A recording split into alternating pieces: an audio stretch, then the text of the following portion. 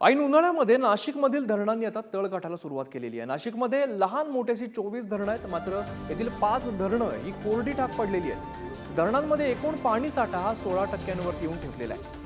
आळंदी धरणामध्ये तर अवघं 2.5% पाणी साठा शिल्लक असून वापरासाठी फक्त 21 दलघन फूट इतकाच पाणी साठा शिल्लक राहिलाय। ओझरखेड, पुणेगाव, तिसगाव, भोजापूर आणि नागासाक्या धरणामध्ये 0% पाणी साठा सध्या उपलब्ध आहे।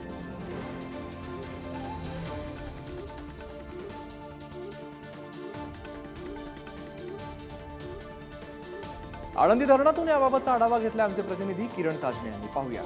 मी सध्या नाशिकच्या आळंदी या धरणाकाठी आहे आणि याच धरणाची जर परिस्थिती आता बघितली तर फक्त 2.5% इतकाच पाणी साठा हा शिल्लक राहिलाय।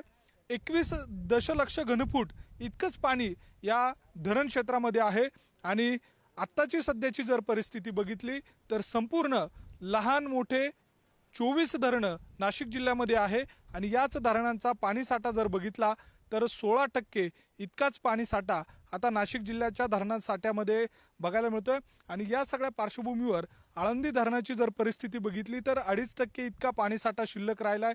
धरणानं तळ गाठलेलं आहे। या संपूर्ण परिसरामध्ये जे पाणी बघायला मिळतं ते मोठ्या प्रमाणात असतं। हेच पाणी पुढे गंगापूर धरणामध्ये नेलं जातं आणि त्यानंतर नाशिककरांना त्याचा पाणी पुरवठा केला जातो। गोदावरी जे खोरे आहे त्या खोऱ्यातलं हे पाणी बघायला मिळतं आणि या सगळ्या पाण्यावर मराठवाड्याची देखील तहान भागवली जाते। मात्र सध्याची परिस्थिती बघितली तर 2.5% इतकाच पाणीसाठा या आळंदी धरणामध्ये राहिलाय। ज्या माझ्या मागील बाजूला जर बघितलं तर या ठिकाणी मोठ्या प्रमाणात पाणी असतं। दुसऱ्या बाजूला जे पाण्याचं जे विस्तीर्ण असं हे पात्र बघायला मिळतं ते यंदा मात्र कोरडं ठाक झालेलं आहे।